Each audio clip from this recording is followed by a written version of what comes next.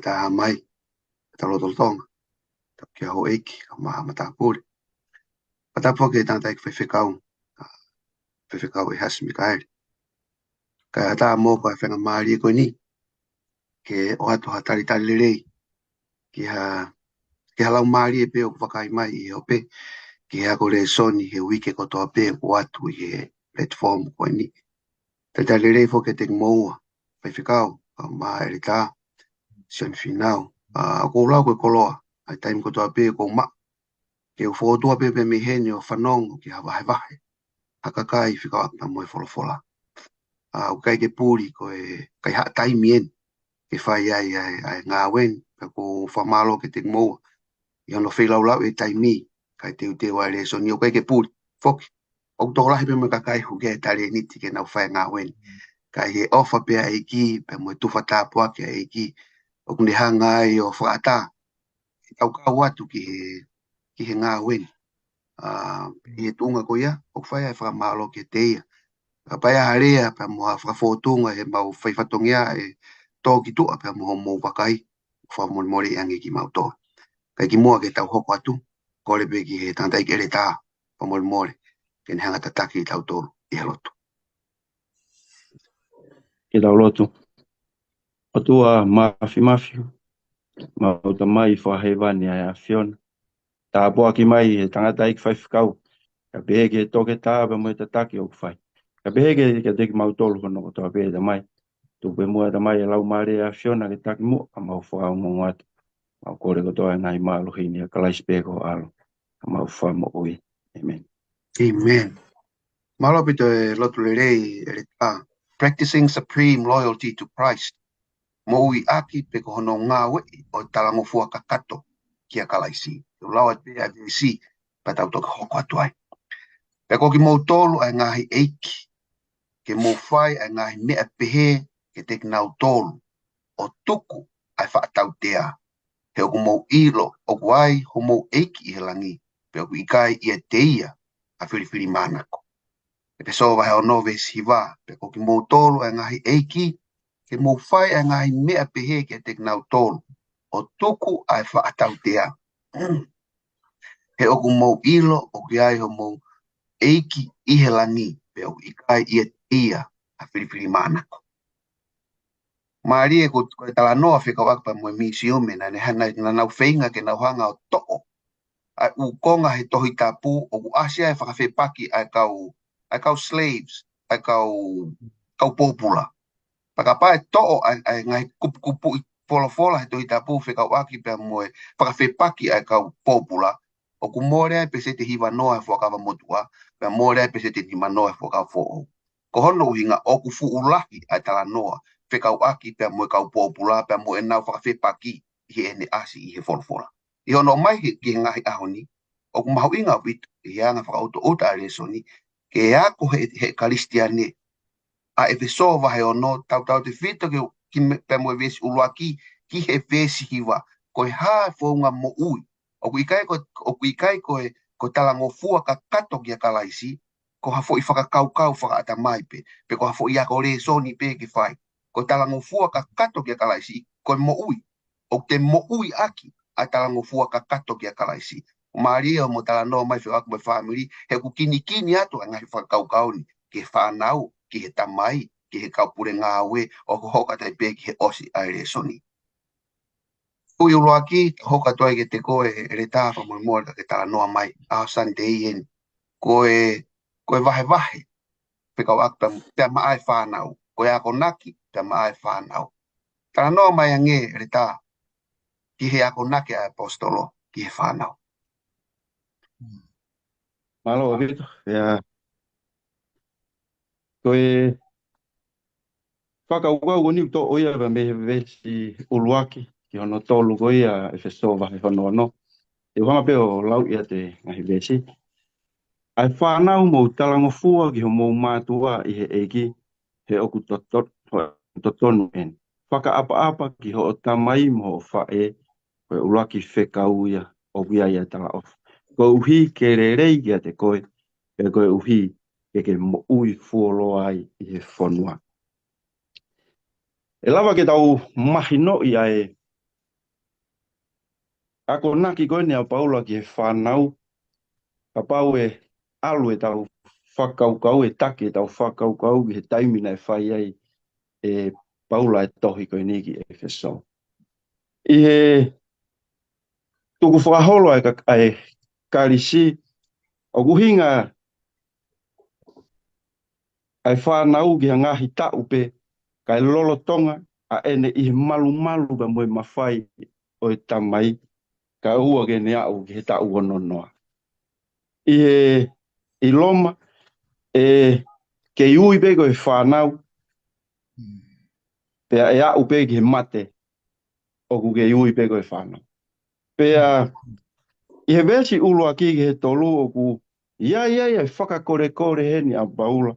I he whanau ke nau talangofua, pea mo Faka'apa'apa e nau mātua. Aia ko e whanau, ko e ni neongo ku nau ke isi ko lave ke e tau ai Lesoni i aho ko e ni. Neongo ko e whanau o ku nau ke isi. Fe unga ke nau i he malu malu, ono a koi e he mātua. Ka aku nau motua fe unga pe ki nau tolu. Ke nau hoko ko e ka uakonga. Ihe e nau to tonu a ki nau tolu. Ai ko e whakaukau o ku omi heni e apostolo. O ku iai e whatongia ai mātua i he nau vā pia mo e whanau. Ange peko na tau lawe ki ai, ta me he Lesoni ko ni na tau situa pia me ai, ai vā e huse pāniti pia mo e waifi. Ta wau meni ki he weekendi tau tala no ai, ki he vā o e tamai pia mo e whanau. Pea, o ku mau inga ia heni ke tau sio, ki he mea o ku whainga mai a apostolo, ki he whanau heni, ke nau talangofua ki he mātua i a Kalaisi. Aia oku mahu inga, na tau lawe kei koe i he wike ko o si, ke Faka'apa'apa e uai whiki he huse pāniti. Pei kei ke ngata ai ke ofa e huse pāniti ki he uai whiki. Aia oku tau sio kei i he ahoni, tala mai ke talangofua e whanau ki he enau mātua i he eiki. Aia oku ne hanga hulu mai whakaukau heni, ke talangofua e whanau ki he mātua, ku pau ke hanga he mātua o whakaho ata atu. Ai ngahi ulunganga whakai otua. Aia ka pau, pia ka au ka taimi koe ke lava e he mātua ke ne whakaho ata atu e ulunganga whaka otua. E whakaukau koe ni ihe eiki, o ku malama ke sio e whanau ia ki a Kalaisi. Aia koe ki whakaukau ia o omi pa mehe whakaukau koe ni, o ku mahu inga ai ako naki koe ni pa moe whainga mai a apostolo ki he whakaukau koe ni ki Efeso ke na hanga o mahino. O ku iai e whatongia ai tamai koe ulu ia e whamiri, koe tamai koe whakafofonga ia o Kalaisi i he whamiri, ia ku mahu inga ki he whanau ke iai e talangofua, ke iai e Faka'apa'apa, pai maka tu unga e ngahi mea ko ia, e ngahi whakafotunga e whai he tamai i he whanau. Aia, e toki lawe mai ki ai whai whekau, pe pehe ki he hoko atu e ngahi Lesoni. Kau tui maa koe ki whakaukau beia ko pe o mai pe me he konga koe ni mahaloa pito. Mahaloa pito, ere tā, tali lirei o e whehu i. Hoka ki he tangai whekau, whamamu whai mea nge ai whonoa e iki, whela vei pia moe whanau, ke nau Faka'apa'apa ki he tamai moe whae. Kau whika ni mai o ngai whekau. Whamalo ke re tā e hanga o kini mai e ai konga ko ia pa kuma inga au pito i e whanga mui e ne whakamatala. Ako mau inga ia he fo irea Faka'apa'apa e toke tāpa mo re tā a hono tautou ngaue'aki he re tāpa. Ko tui maha koe fo i kiwe tia i e fo i whekau whika ni mahe toi koa exotosi wahewa. Mahe wanoa pa mo i vesi koe hono taha wa. Koe fo irea Faka'apa'apa koe mea ko mau inga ia ai he kuhinga ki hano whakamama whai ha whainga mea. Whakamahui ngai ha mea o makatunga, o kiana foi tunga. O hinga ke te hanga whamamawhai pe whamaungai ha mea, makatunga I he tuunga koe o tō taha koe ia. Ka hui kai koe ni ngāwe. Ko mea ko sio ki ai, mo ko whakakaukau koe ia. Hange ko mea kone lawa ki ai re tāna ni pehe, koe tamai koe ulu ia o i whamiri. Toko ni kai whae ai. Sai ko tuunga ia tamai. Pe ka paurewa e hu mai fu ia whakapapa, o to ton ke hang he whanau o whakapapa I tamai pe mo whae, I he foi tuunga ko tutuni he toa nau. He ukai foki, e o tangata ia a ngai tamai pe mo ngai whae, o ku tai malawa whai whatongi e ki whanau. Tau bebe ko ki palapare ma whakai sino, ma mahaki pe ku, kore peke hu whanga pe whakatapu, o kia tamai pe mo whae, mahalo o ku whakapiko piko. Ka ko maria ia he ngāua ke whiria whakapapa, o ku kei whekau I he wholofola, ke whanau, ke whakaapa'apa I makatonga he whoitunga. O kai ke makatonga he ngāu, he kapana he makatonga he ngāue, mahalo he kei whakapapa I he whanau ia. Ka wosi tōtoni hanga ton pe he wholofola, ki he tamasi mo tahine, te mo whakapapa I tamai pa mo whae, makatonga I he toonga o ku whekau he o tuaka te nginaua, koe ulu ia o e whamiri. Nea e whoke whakatokanga, Nea whakatokanga ai o tunga kia ilai, kia ilai pa mohono ngo whoha, pa ko mahoia ia opita heki fo I vesi, nea o kai ki kau he Lesoni, kai tupe mo ki honga lau atu, I e tohi ko Laksa Miwela. Laksa Miwela pa mo wahe ko hono wa vesto noa piano wharea. Ko ia ku pehea I si hova ko o tua o Sileri, na ku pehe mo oni, ko ho whare, mo whare o ho tamai, e a ewa I hoku ao o tangata. Ka koini, o ku pehe si hova, ke mama oia ia te au, he koki nau tolu o ku whakapapa kia te au, te whanga whakahiki ki nau tolu. Pea koki nau tolu o ku manuki au, he kai u toka ia. Hanga he ki poto hi no tanga mai, ta koe tangata, ta koe rea whehanga hangai o whakapapa koe manuki. Pea ko usiwa tu rewa o tangata, ka pau o kai ki hanga he whanau o whakapapa I tōnga tamai pa mo whae. E malawa whewheke nau whakapapai o tua I hono tuunga. Kau kai nau sio kia. Ka mako ki konga pēko whelawe at kia I malo. Si malo mo ang tangata.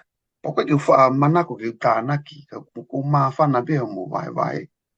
Ma tue whokat ki tonga, alole ngā we. Ko whitou te alu kia koe te rea e pēko pehe. Ko tamasena piula, ko tamasena whonua. Ko whaatari ko aku ko pehe. Ko Peni au. Tau kamata ke Peni ka tau tok alu ko tamsia. Ko tari o wha o mai ko pe me tamaiki, me kau, ko me tamaiki. Ko safe ang e pe ko ia. Ono tau ko tamsia ko piula mo tamsia whonua. Tu ko Peni ia. Palo opi tongo tokoua. Matala lelei. Tau hoko ati. Ko tau mawahe ni pe me he ako naki ki he whanau. Rango fua mo Faka'apa'apa. Ta hoka tueni ki he ako naki ki he mātua. Ele tā whamormore, ke tā no mea nge, ki he nai apostolo, ki he ngai tamai, ke tuko whakaita ia e whanau. Yo e whakaukau koe ni o ku whate whito ia I he vesi hono whaa koe e wahe hono e wheso, te uhanga peo lau atu I vesi. Ka koki mou tolu ai ngahi tamai, o ua na mou whakatupuliri ki ho mou whanau, kai tauhi aki nau tolu I he ako naki, mo e whakapoto ki he eiki. Peke ngā taiko kolose wahe tolu pa me vesi hono ua taha, ai ngahi tamai, o ua na mou whakawhiu ki ho mou whanau, te ria na anau whiu ai. Seki mo ke tau sio ke mo vesi koe ni, tupe mo ke whanga o lau I mai ki whakaukau ko eni pa mei he tau tohi Lesoni, ko e Cyrus ko ha tohi whaka mo'onia e kau siu, na e ihe kuonga o Paula, o hinoi ia ia ngahi tamai Faka'apa'apa, pa mono tauhi hona ngahi foha. Ko ia oku ofa ki hono foha, tene tā I maupeia. Ko whakaperepere I hatamasi, pa tene mana wahe I koe, wa inga moia, pa tene hanga o whakaloto mamahi I koe. E ako nekina, pe tautea I hofoha, pe kai ke mamafa ene ka veinga, ko hui ke oua na ke loto mamahi I he ene taima. Ai koe ki konga tohi o mai ka me tau tau tohi Lesoni koe I he kuonga koe nei ia Paula, Na ia e mawhao, ai mawhai whakalao ia ngahi tamai ki he whanau, ki he ne whanau. O ku ia e ne toton, ai ngahi tamai e ke ne hanga hiriwhaki ai ngahi tautea. O a upe ki he mate. Hiriwhaki e tautea o a upe ki he mate ki he ne whanau. O ku ikai ke, kai he whakaukau koe ni, o koe ke hanga e paula ia o pou ia e ngahi mawhai koe ni. Ka hune hanga whakamahino pau mai, mune hanga whakafuo a ngahi whetauhi aki ai whamiri, pia i he whaunga ko ia e hiri o ai ai ofa, pia moe Faka'apa'apa ia Kalaisi. Ka koutui oku, ne hanga o whakawhi mai e paula heni ka te ki tau tolu ngahi tamai whakaristiani, ke tau toi whakakaukau ange, ke tau taimi u tau hanga ngaue'aki, o tau ngahi mawhai whakai tamai. He malawa pe ke hanga he tau mau e whahinga mawhai koe ni, ke ne hanga o ue sia, e taimi u tau hanga ai o ako ne kina e tau whanau e tupu. O duina tau lawe pe ki ai he Lesoni ko o si, ka bau ko ufie mau ai whakatō ki lalo pe moeanga malua a hoku hoa, ko bau ke uwhai e urunganga koe. Ka bau ufie mau e he hoa e ku ofa, ko bau ke ne whai ai urunganga ko ia. Ai koe whakaukau o ku two-way mau. O koe ke one-way be whakaukau. Ai koe whakaukau koe ni, tala mai oua na ke hanga o whaka ita i pe koe whakariri ki ho whanau. Pako tui koe whakaukau ia koe ni uhinga ia, ke ua na ke sio pe, ua te usio pe au ki he whehala ki whanau, kau ilo i koe mea koe ni kau kare ai te nau ita mai ki au, pa whakalongolongo pe, pia moe ngahi mea na totonu ke itala. O kui kai au pito. Whakakaukau koe ni mahu inga ke tau whakalala au pito, o koe koe uhinga koe ni, kau mahu inga hampe koe na ulawe kai ki mua, mahu inga ki he tamai koe whakafofonga ia o Kalaisi i he api. Kau mahu inga koe te ako naki ko toa be, upau tene koe ngahi ako naki ko ia, ke tataki ai e ki tamasi i ko ia, pe koe ki tahine ko ia ki he otua. Aia koe taimilahi ko unofo pau whakaukau ki he whakaukau koe ni, taimilahi o ko maue, ai fo i ako naki rerei ke ave ki he whanau, ka mahalo koe whaunga o atu aki. Aia koe whakaukau ia, o ku mahu inga maupe, kia te au koe tamai, ke te ulaki whetu utaki ki he otua. Ke ulaki mau e ulunganga e otua. Kai lava ke wako ne kina e whanau, pia whai hono lehi i ki nau tolu, ke nau tupu ulaki ki he otua. Talama i ngahi tamai ka mo i ngahi whae, ko koe ku ke hanga whakafofo ngai, ai anga o e otua i api. O ku fie mau ia, ke tau talango fua. Ka pau tau fie mau ke talango fua e whanau, fie mau i mātua ke tau talango fua mo ki tau tau. O i kai i ha ngahi rea, o ku whewheka, ka i he ngahi rea anga rerei, ka moe ulunganga ofa.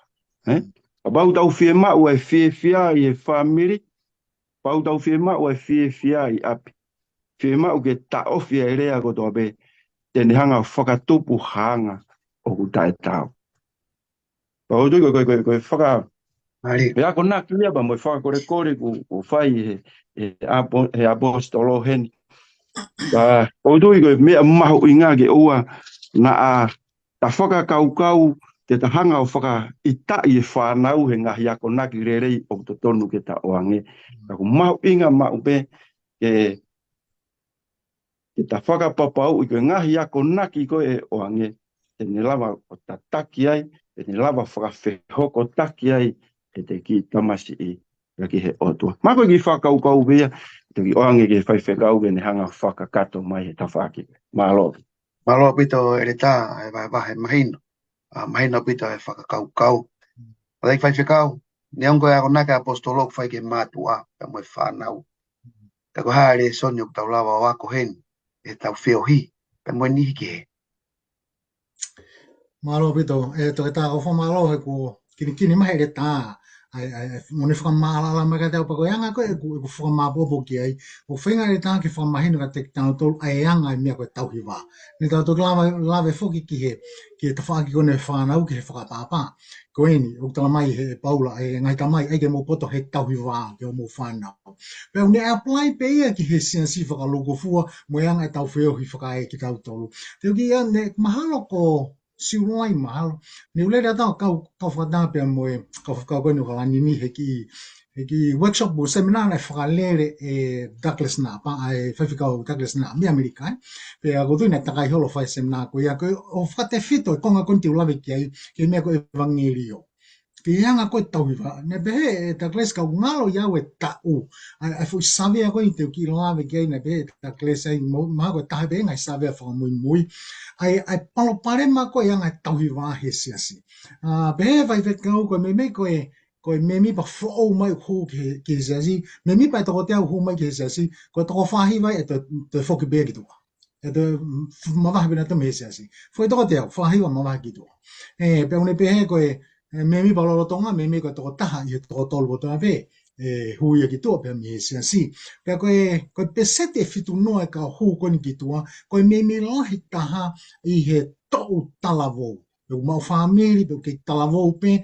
ka ko tou ia ko lahi ta pesete fitu noa ka hu ki tua me ko tau mo tua ko ni pe ne o mai nga he uhinga pe ne hanga re ma whanga maa popo i whinga pe hua une pehe koe ka hukon ki tua pe mi hisia si koe pesete ni mai koe ke nau tui ki he toka anterine pesete ni ma koe pesete wha ni ma koe ai a whamone mo pesete hiwa ni ma koe it's all about relationship kai ke nau whimari i he tau hiwa Pero tui koe o mai ia fo i whakakaukau koe ne lawe kia he ere tā ki he siasi. Koe palapare ma hoko he whamiri, koe palapare ma tau pei ai hoko i he siasi, o ka pau he kai ke tau poto he tauhi ho tau wā i loto he loto i siasi. O ko mari e peo he tohi a FSO, tau tāna fuke te FSO, ka te uki whakafoki si peo ke he FSO wahe nima, o ke anga he ulunga ngai na e lawe iai i he apostolo, pia toki haure vai ai ki he vesi koe hono ua leri mai ai i he family. Pe he apostolo ukawa mea koe whea waki. Toko tui tai te vewe kai ke te kalokalo hata hai o ukawa whea waki i hono veteki mo kai ke sai e anga e tauhi wā. Koe whea waki, koe uri ko toa pepe, koe ngai mea koe ni hanga toho aki ki tātol ke whea waki, koe manu, koe wharieria, koe ngai tala noa lau noa, koe ngai tala noa tuku hifo, o kawa e whi ngoto hoa. Ngai, onu nganga na lawe i mai apostolo pene toki lawe i mai ai tauhi wā. Ka koe mea ko maari e he mea ulawe ki apostolo, pe apostolo ka te tātou, o ua na hatu o taha. Koe taingi lahi fuku tau tuku tātoria ke ki toki hoko e fui palapane mo ka tau solowa. Koe ako naki koe apostolo ka pā o whi mau ki tau tauhi ho tau wā ke lerei.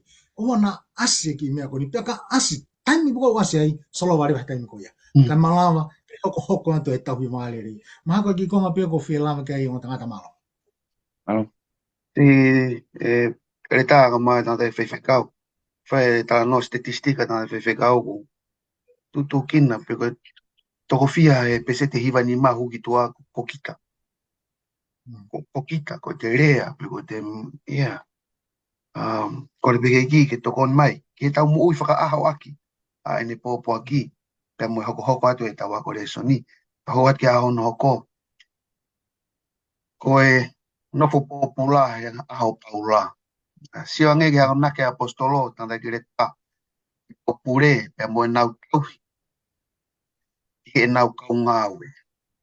Koe, tawa ume whoki ke aho koe nigu, liriu mai whakaukau, ka mei he wā o e tamai bea mo e whanau, tawa umai eni ki he eiki bea mo e tamai o eiki bea mo e, tau sio heni ki he pōpula i he hai aho koe ni o Paula. Pea koe whakaukau koe ni bea me he vesi ni maa o lere ki he vesi hono walu.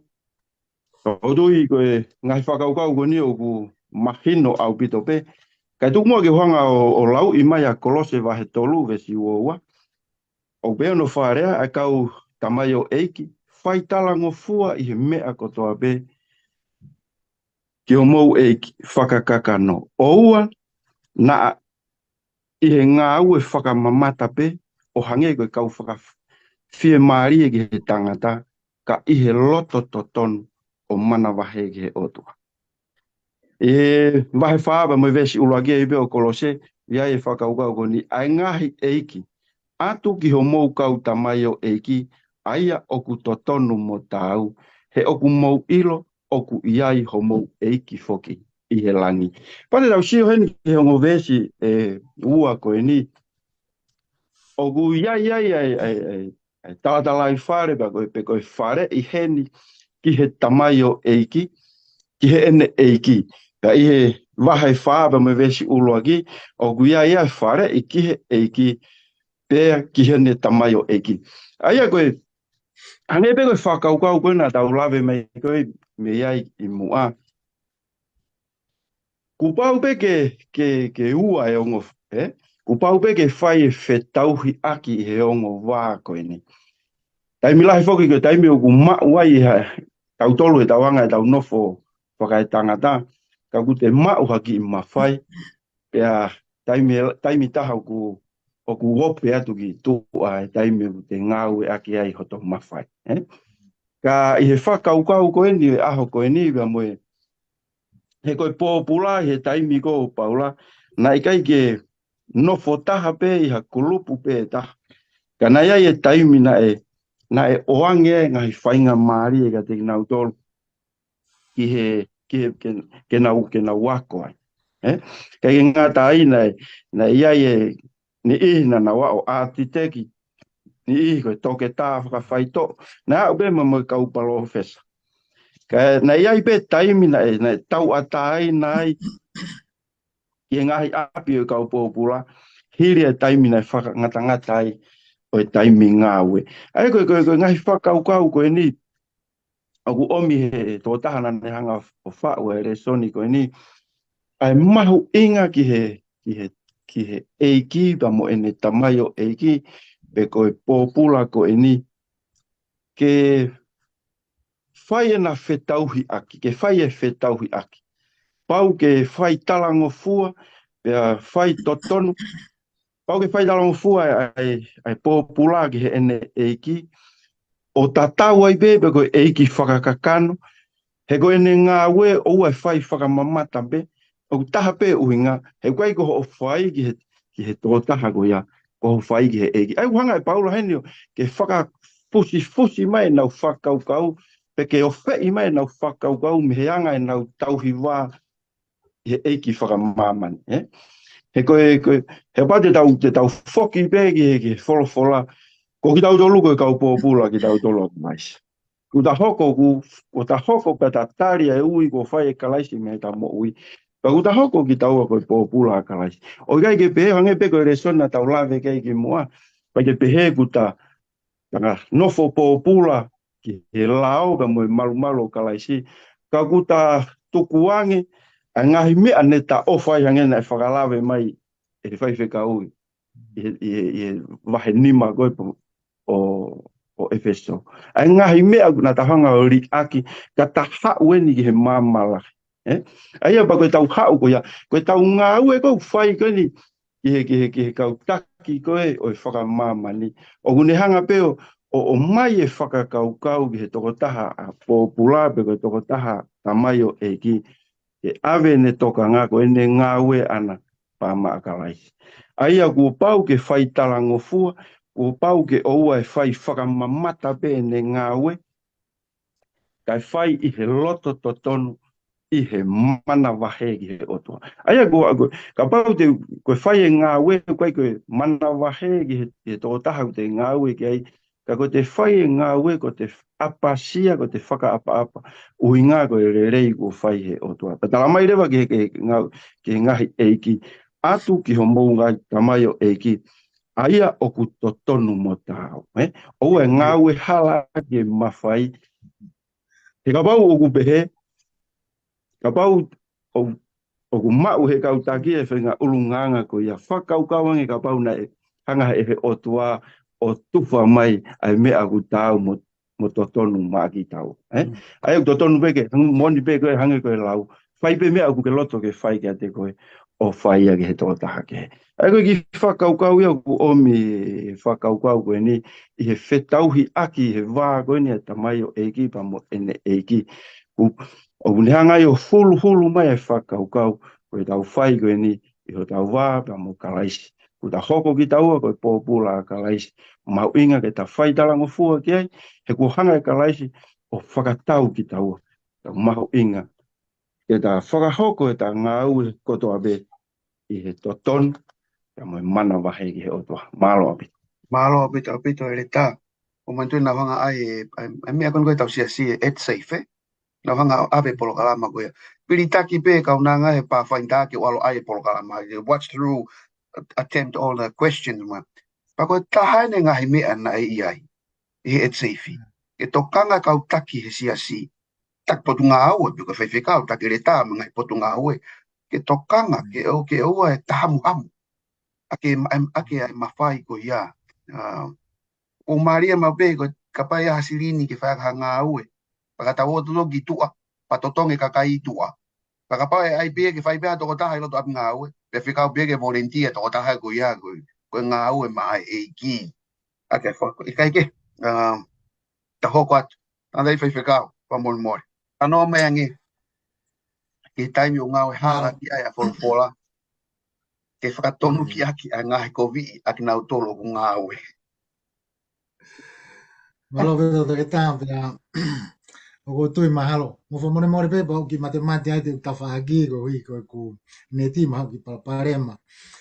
Ko tui maha ko whakakau ko ni ngā ue halagi. Mahalo ko fo irea ko ni ko talango fua he ves nima. Ko ne hupe a talango fua ia. Kakaria ke tokanga taki ngā ue pe pule ngā ue ke toi ngai vesi.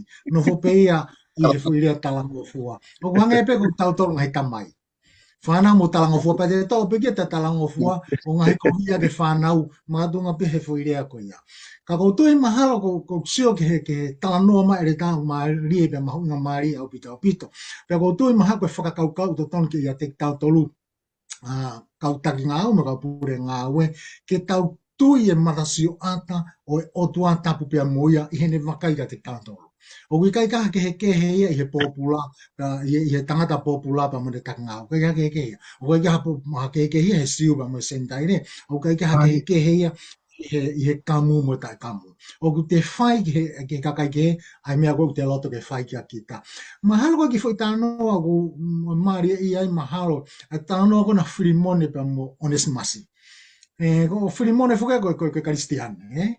Ka koutou koe anga koe tauhiwa a whirimone ke onesmasi, na ne ngau e ki e lao e taimi ko ia. Pe koutou maha koe lao do tombea e taimi ko ia, na whai kia a whirimone. Ka nei ki whakamanatu e paula ka whirimone, koe karistiane koe. Pe ka maorema o ku hau e lao koe o pure anga mo nau tutoni o ku ki i tō whianga ai mo karistiane ki whakatoanga a whio mai au tua ka te tātou. Ke koe whakamui mānoa whoki e tānoa o Māori. Hola whoki a onesimasi, kai ngata hene hola ka toi kai haa ia pe me hene eiki. Pe hola ia, na whetau la grewa pe mo paula i loma. Nari onesimasi a ngongo le ia. Pe a whawhoki rewa e paula onesimasi ke whoki kia whirimone. Pe a tohi ato i koa paula ka whirimone, ke ne hanga mana tui koe karistiane ia. Pe au to tono rewa po mo tau ka hainga hi mea ko tau peke tau whai o wharatau mo e anga a whio mai au tua. Oa na ne toi hanga tritia a onesimasi koe pōpula, ka ne hanga o taria a onesimasi koe toko ua ihe eiki. Ko tak ngā ue ha whio mamani koe pōpula ka ki a whio o tua koe toko ua ihe eiki. Mā koe ki whakaukau pia ko whia laga tia i o tangata malo. Malo pito, tandai whaiwhikau, malo pito ele tā. Ko le pege ki, ke nako kot pe malu e tau whiringi aki. Hokot ke Lesoni hoko, ko kau tamaya eiki a Kalaisi. Kau se vāniti a Kalaisi. Ele tā, ko haa a kon nake apostolo, whela vei, pe moe whatongia e kau se vāniti. Malo pito, malo ke whaiwhikau he. I pae wahe rei ku tau whanongo pe mi ai. Kai tukumua ke whanga o lau atu ai, ni maa ki he walu he wahe ono koe ni o Efeso, e to o mea e whakaukau koe ni. ai kau tamai o eiki mo talango fua ke mo ngahi eiki whakamama he mana wahe mo te e whakamo oni ho mauloto o hange koe whai ki a Kalaisi. I kai he ngā ue whakamamata pe o hange koe kau whakawhia maari e ki he tangata kai tau me kau tamai o eiki a Kalaisi. O whai e whinangalo e o tua me he loto. O whai loto le rei ai ngā ue ki he eiki kai ki he tangata. Pea ilo koe ngā ue le rei ko ia e takitaha whai pe e tangata ko ia tene mau me he eiki. Pe koha pōpula ia, pe koha tau atahaina. Aia koe whakaukau ia uto o mea whakaukau e aha koe ni. Koe talamai he tau tohu Lesoni, koe talango fua, i o nau ngahi eiki, koe whai ai ngā ue le rei taha aki ai loto ofa. Ai koe talango fua ai, talango fua e ki ngahi eiki, ko e te whai ai ngā ue le rei taha aki ai loto ku whonu i he ofa. Pea koe kore a paula u whai ke kau pōpula koe ni, oku ikai koe uhinga e ni ke nau whai ke nau eiki i he tuunga o Kalaisi. O e whai e Faka'apa'apa ke nau eiki whaka kakano ke ni hanga ai o to o e tuunga koe o Kalaisi. E koe taimi pe koe oku nau tuku pai pa mo mate ake ai ko nau eiki whakamamani. Oku ne hanga ai o liriu whakaukau ko ni oku ome parau ne hanga o mai haririu ki he kaukarisia ne ke ai mahino ki he wā o e eiki pia mo e pōpura. I vesi koho no ni mau tala mai ai ke nau tauhi ki ho nau eiki i he whakaapa'apa mo oni. Pea whai tō iwi e nau ngā ue o hange ko haa mou whai ai ngā ue ma a Kalaisi. Ai koe ako naki ia ki he pōpura. Taimi koku tau whai e ngā ue ki he eiki. Whie mau ke tau whai ia i he whakaapa'apa mo oni. Pea tau whai tō iwi e ngā ue ko ia. Ui ngau koe ko ha tau ngā ue ki ha tangata. Ka koe tau whai ia koe ki he eiki. E vesi hono tala mai. O ua e whai e whakawhatongia be whai whakamamata be ai ngā ue. Ta mai ke tau whai whakamatoato o tau mo e tamai o eiki a Kalaisi. Ai koe taimi lahi whoki toki lava be ke tau whai whakamatoato i ngā ue ka pau iai e whai whekau tatakai holoai be koe kau taki ngahi whai angalo tu. Taimi kou ki horitei e kau whai whekau horitei ai be mo e kau ngā ue. Toki whamatoato be he taimi kou asi mai ai. Au tui koe whaloto lahi ka mo e ako naki whai e paula koe ni o ua e whai whakawhatongia be ngā ue. O ua e whai be ko ngā kono whakawhatongia a ki au ngā ue ko ia kau whai ia i he whakamatoato o tau mo tamai o eiki a Kalaisi. Ai koe tamai o eiki a Kalaisi ta tau ai bebe ku sio mai hata. Ta tau ai bebe ko hai o ku i hoku ta whaaki. Whai be ngā ue o tau ka mo tamai o eiki a Kalaisi. I vesi ono fitu tamai ke tau whai loto tō ai ngā ue o hange ko mo whai ai ngā ue ai eiki kai koe ngā ue ai tangata. Maria ia he whakaukau koe ni whai loto tō ai ngā ue o ku moni koe rea u tau ngā ue aki tonga o tae haloto. Koe te whai ai ngā ue ko ia he ku te ukai ke te sio kita ke he toko taha kou te ngā ue ki ai. O ku te sio kita ope atu. Te sio kita ki a Kalaisi. O taimi kou te sio ai ki a Kalaisi. Kai ke te aha mea e tene hanga o ta ofi ai koe me ha o whai ha ngā ue o ku rerei. Hei koe whakaukau whaka o sipe o iloi e ia o ku iai ai pare tene mao. Pea o ku ikai pa mei he tangata ka ku mei he otua ai. Ai koe ngahi whakaukau e ngai vesi koe nau hanga o lau o ilo e toki lawe ke e whaiwhekau. Ka o tui koe whakamā opo ia i he ki whehui o mai ka te au i he houa koe ni. Koe ngahi ngā au e uta whai koe ni. He ia e aho e whaki ai ai pare. Ka o tui koe pare koe ia o uta nofo whakaamu ki ai. Ka koe pare koe ia pe pare pe me he otua o kui kai pe me he tangata malo vito Malo pito ele ta vai lei tandai fai fikau ka ha lawa apostolo ko pita fe lave i pe mo kausa se vaniti mo na fo fatongia pe mo ele son uk tawa ko mi ai he aoni Kaya ki foi kongarea whakamui ko ere tāna ne pehe o ki ai e pare. Pea ko tui te ukapate hoko ia tai pe ai tānoa e apostolo ko pita ai, pa perewa e pita, pea e tāpua ki motoru e otua. Hei kono, tāpua ki motoru e otua, o ka pau te mo kātaki e ngai mamahi. O ki ai e pare, o ka pau e ai e kātaki o ngai mamahi. E tu moke o te lawa tu pe, ai tānoa apostolo ko pita, ka koe vahe ono wā, lo pita vai wā, po me vesta hai wā, pe tāpaki ki mo tolu e otua, o ka pau te mo kātaki i hangahi mamahi, na i kai te mo kore ki ai, ka koe uhi, ko ho mo fie whai hono whina ngalo, ka koe hoko koe whakamonda ma Kalaisi. Ka maino mai koe pare e makatunga he mea koe kātaki. Tu me ke o te ki tāno ko nini ki lau lau hi whai, ngai mana ko o si, pau wheu lau koe Lesoni pe o mana tui ki tānoa. Koe tangata ko ni ane whae tānoa, ko ai ke puna mi Amerika ke Amerika pe puna falota vonua pe. Ko fe no ha ko ki he ke waka puna. Toloi ai puna ia. Toloi ke hoa nima. Kana kai ke pe mai hoa nima toloi ke hoa ta. Ka te tamai toloi ke hoa ua. Pe ko me whakatupu ita ke kau pase se. Pe whatongai he tangata ko ni a kamata ke alate ngahi rea o kai whiunga pa mo tau ki he kause tua ta koe tolai taha maa koe hoi ki whawhini ai, ne? Kana ia e whini ai nani hanga whanau. Pea kamata whau ke toki lau mai pia moe kause tua ta ia. Pea ia ni ihe nai hola ia koe ki nau te lama matua ke ngai rea koe antu. Na ne whatonga e whini ai, oku mari pe ia. Pea moe ne tari na e whai tari moko pe. Pea ko whi malona hi whoko mahino ko tia nau whakaheke heka. Whakawhiawhia te tangata ke whini. Pene tāngi e whiwhine, o mai o hingoa, kau whai ha tohi whakaangongo le rei o ou ki ho taki ngāwe. Ko tari kai whiwhine nani whi mai, matāpure whamore more, o kui kai ki o ngāwe au ki kau taha e alaini koini. E tāta kau koe ngāwe ki a hai, o ngāwe ki hoku eiki huhu i ko Kalaisi. Pia eka talanga le whiwhine ke whanau e talanoana ni pihe, koe taimi ko tō pe hawai ke ngāwe, ko pau ke nā tūlo tui pia mono hoa lotu. Pia koe konga ina lotu nani pehe, whakaivia e whine ko ni ke whamoni le ripe mao.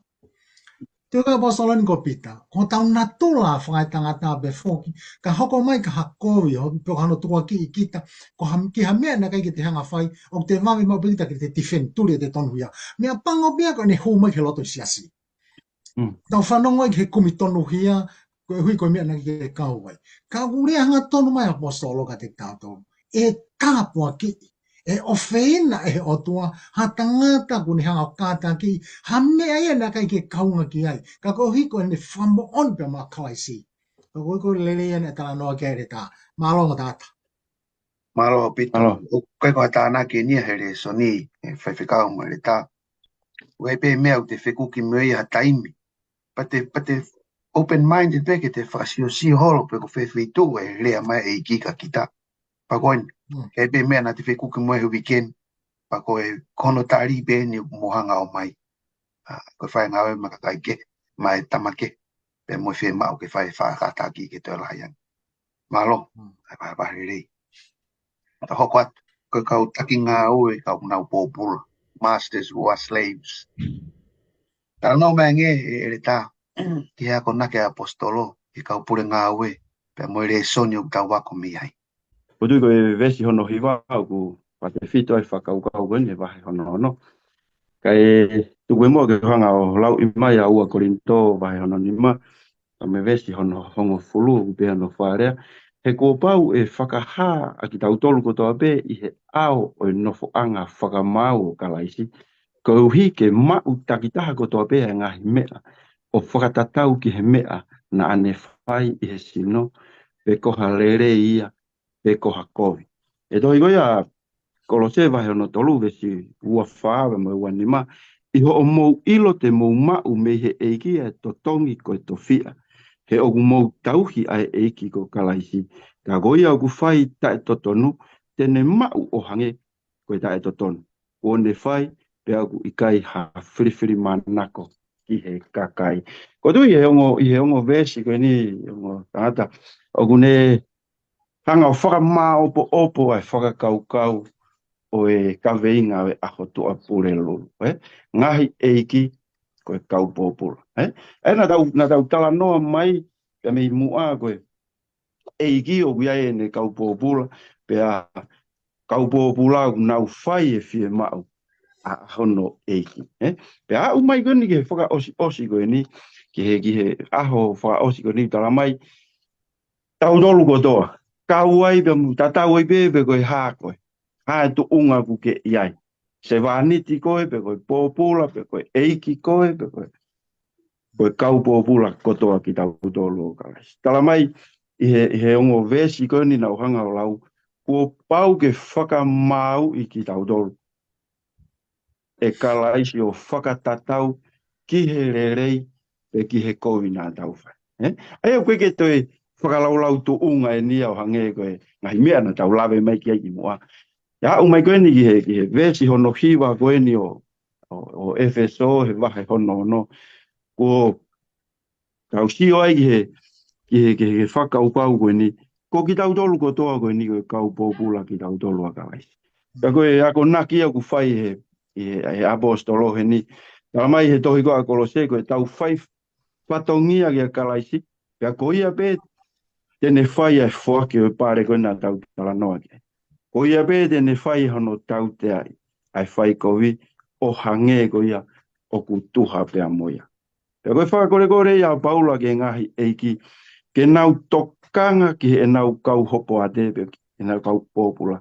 Ta ofi hono whakamana i ki nau tolu. He koe anga mahenia na e tābe a o pāu si, na a o whakatau pe a whakaau kai, hai seini pe a tutu, pe na a upe ki he mate a kau pompu. A umai ki he konga wha osi koe ni, whakakore ku whai e paula koe ni, ki he kau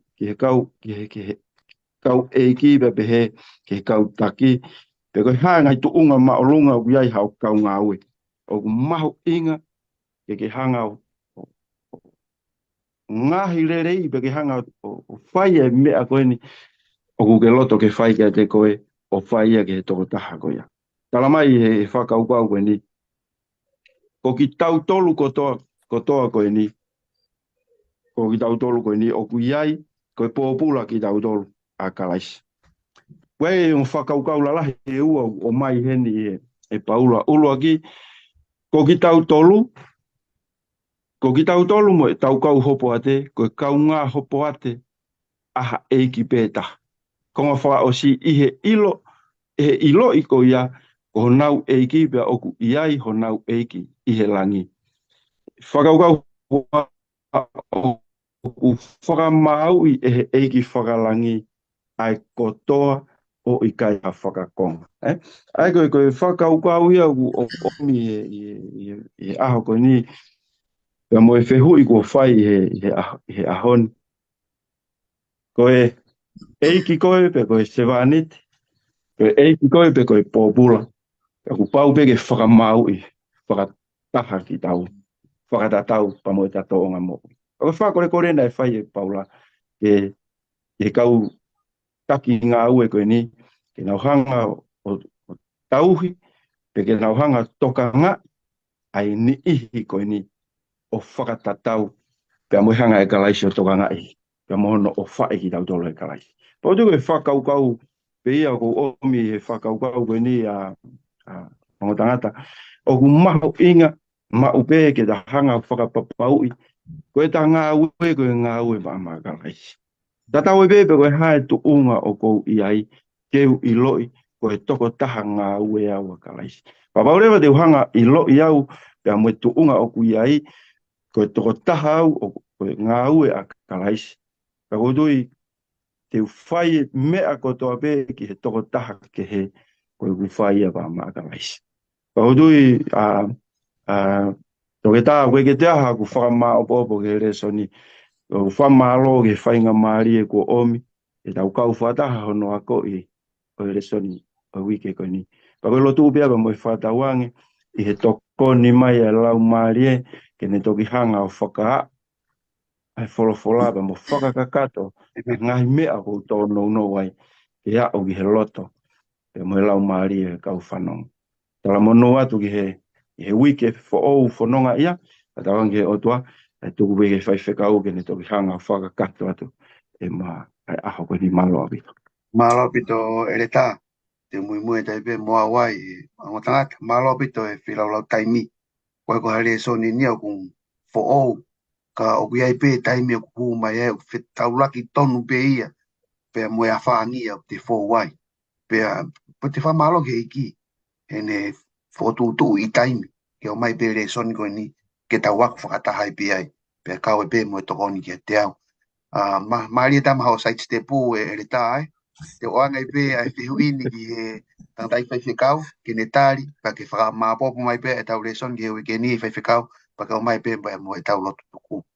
Tana no mea nge ki he whaka māpopo he apostolo ai tu unga tatau o kiai ai pure ngā we pa mo e ne kau ngā we pa mo e Lesoni o tau wako pa me ai pa ke o mai pe pa mo e whaka māpopo whaluk fua Lesoni pa mo a tau lotu tuku tangai whaiwhekau. Malo pito mo tangata pe tu pe mo ke whamāpopo ki pe o vesi hiwa. Toi kona e wheso pa mo e wahe hono no. Ia ngahi kupu i re ai ko tu nei ni nei ko ngai ne lawe mai ke e ta ke whai pe whamāpopo. Ko e ahato o plelulu. Pea koe kupu i rea ulaki koe kau pure, kau tak ngā ue, mo whai pehe pe ki ho mo kau pōpula. Ai au hange ka te au, ko hono whakamā opo main e paula e ves fitu mo e ves walu. Koe tau whakoi ke ves fitu pa mo e ves walu, koe e kina ke apostolo ke kau pōpula, koe kau ngā ue, mo whai to tonu, mo ngā ue fi ngā ue, mo loto lerei. Koe ni ko hao koe ni ke ves walu, kau pure ngā ue, mo whai to tonu. Mo ngā ue fi ngā ue, pe ai e loto ke lerei. Koe taha e ngāhi mea ku whaia kono whapā usi e kau ngā ue, no tangata e ngā usio, ai mea koe wahe. Kau gai ai wharei a tohi tapu ke ta whaki koe ka te tau tolu koni o kia tau whanki ngā ue, e tanga toi kona reuti ko, pe mo wahe koe hono tahi wawe sta tolu, o ana ke kāka i ho kau ngā api, pe o ana ke kai haa me te ia, koe to tongi ngā ue o ia na moarea ki ai, o ana tuku ia te koe i he pō au. O ana tuku ia te koe i he pō ko iau au. Aia, o ki he kai haa, o kuhinga ia, ko te tolo ia wahe kau ngā ue.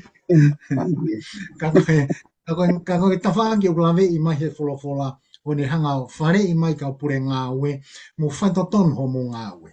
Hange pe ko ho mo fie mau ke kau ngā ue, ke pehe pe a fie mau mai ai kau ngā ue, me te ki mōtoro. O ke aipa mo ki kupu i rea ni o silawe Mikaele ta, pe au e whakamana mana i ki nau tolu. Kai milahi tau whenga ke whakai ai e kau ngā ue, o peke tau whanau. Tau whakai ai ake mea ko whakamana mana. Ko whakamana mana fo ko kai koha, o kai koha i ngā ue, ko tau pihiu tau whai. Ko me mei koe whahinga whakawhotunga, tau te whito ki he rea. Tau ai e rea kakaha, pe ai e whainga rea whakamana mana, pe au kau pepe mo hila ia he whakamana mana. Ka au tau whimai he apostolo e konga ko ia, mi he kau pure ngā ue, ka te tau tō. Tau tepa mo kupu i rea taha, ia vesi vāpe, pe ono whakarea, o koe whakamana mana ia, o ku toko taha pe ho mō pure, pe ko mō pure ia, pe koe pure ia o ku ihe langi. O tui kono whakamanatu mai a ke apostolo ke kau ke te tau tolu kau pure ngā ue, kau tak ngā ue, o ke ho tau whamau. Ne lawe le loto mai kia e tāia. Pero ton mo pe ki tau hanga iloi, o kai ke te whai ko e tau irifia, ka ko e tau ilo o feina ki tau to he o tua i e tawhaku ia. Whakawasa apostolo ne pehe, pe au e whiriwhiri manako. Au e whiriwhiri manako.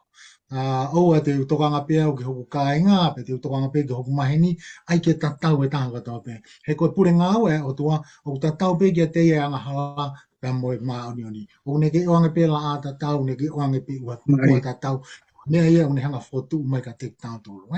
O tō mea o ke o whai pe ki whakamāpo opo koe ni, ia ngai usio ke lera Lesoni, tau tala nofo ki he pōpula, Pea I he pōpula, o ne hanga whakahau ata mai ka te tātou le tāno e ngongolere. Tāno e kosteri. Koe pōpula ki tātou a Kalaisi. Ki mua ke tau pōpula te a Kalaisi, na a tau ula ki pōpula tātou ki he anga hala. Na tau hange beko ones masi, na tau kaihaa, pe kai ngata he tau kaihaa, na tau toi hola pe me otua. Pe koe tō uni e lao pe me whono otua, ko ia aku kaihaa, ko ia aku hola tamatei. Ka ko tau whawhitai anga ki he keresi, ai keresi ai otua. Hange pe koe unga koe a ones masi ki a paula, o ku pehepe tau unga ki a Kalaisi, ki tau hao ki ai. Ko tau tak ngā ue a Kalaisi, ka ia temta tau pe ko tau kau ngā mea. Ko tau whalaloa. Ka ngā tapene ngā whalola i ki tau tolu, ka nani lau e tau ngahi tōna uno ko tau pe, e tau ngahi mo ua ko tau pe, na tau lau ia ke te ia, i kāre vare. Pero i mata unga ko ia te ia. O ka ngata ni hanga liriu ki tau tolu, pa ko tu ko whakau kau ni hanga mai ka te tau tolu. Ne liriu ki tau tolu mi he pōpula ki he anga hala. O hoko ki tau tolu ko kau ea hoko, o e pure anga o e langi. Te mua ke tau siolo loto atu, ke tau watu, ke tefito i whakakau o hanga e o toa ka koia koe pure ngawe o Lesoni o teo i maa ki tau tolu. Neongo tau pōpula he ahoni, ka ihe tui o tau siolo loto atu ke he nau ia, ko ne hanga teo mo tau tolu. Ake koe amana kia, koe amana kia, hoko e Lesoni mau inga wikeni ke ne hanga toni ki tau tolu. He hanga e tau hiwa, i ngau e tau whai, ka ngata pe tau ngau he mamani koe ni, ko i ko tau ngai family siasi, ka pefo ke tau ngau e loto he siasi, ke tau hanga whalangi ho tau eiki. I mo peke o whai tau loto toko, ko whihanga whawhonga e te toke tā, Peni Fukofuka, maa whakere tā mi urenga toni, Sione Finau, whamalo lahi atu ka te kumotoro. Mo whanongo, whamoreiki homo taimi, whira lau i homo taimi, ka tau kauwhata he Lesoni koe ni, ne hanga tā ke kina ki tau tolu, ne hanga o ki whawhalahi anga e tau sio, ki ngai tefto i whakakaukau, o mai he Lesoni ka te tau tolu, lolotonga e tau whanau pirikimi o whaipa me taimi ki i tāneti. Pako e loto ia pe moe tui, hanga i ki o whaita apu kina ki nau tolu, ki mo tolu. Taimta tau pe, whamalo ki a Peni, ka maha ki a Sione, i he wahi homo taimi koni, ni onga whimo i ki nā, ka tau wahi, ai Lesoni mata ka maha unga koe. Koe loto pe hanga i lau mare manoni, whakamama atu ki a te nau tolu, pe pefa ka te mo tolu, te mo whahauka Lesoni, o e wikeni, hoko ia ko tāpua ki he si, pe peka te nau tolu ko tau beo mea mai i heope, ke tau loto. Mau whamalo atu eki, mau tuina e awhio e lau maari manioni ho mau lotolotonga. Wea ngai whakakaukau whae tangata, ka ihe whaas onse Lesoni mahina ka te kumau tolu, ko ngai whakakaukau ko hau e pe me awhiona. Whaftai angai ho mau lau maari e batu pe mua ke langi tō tāpe a Fiona i Lesoni. Ko hau ka Lesoni koe ni, ko tāpua kuma wahe ka te kumau tolu, ianga e mau whetauhi aki wā, au e ngata hei whamiri, ka bege siasi, ka koe community, mau whetangu tu iai. Tāpu ina mai ki nau tolu whanongo, bege toke tā, ka o mai are tā, o mai mōre se mau tōno no, ko tā be, tāri ki mau tōku ho whanau, ko mau lotu e pa mo kore, wafa beho aloka ko mau whamo ui. Amen. Amen. Amen. Alo. Alo.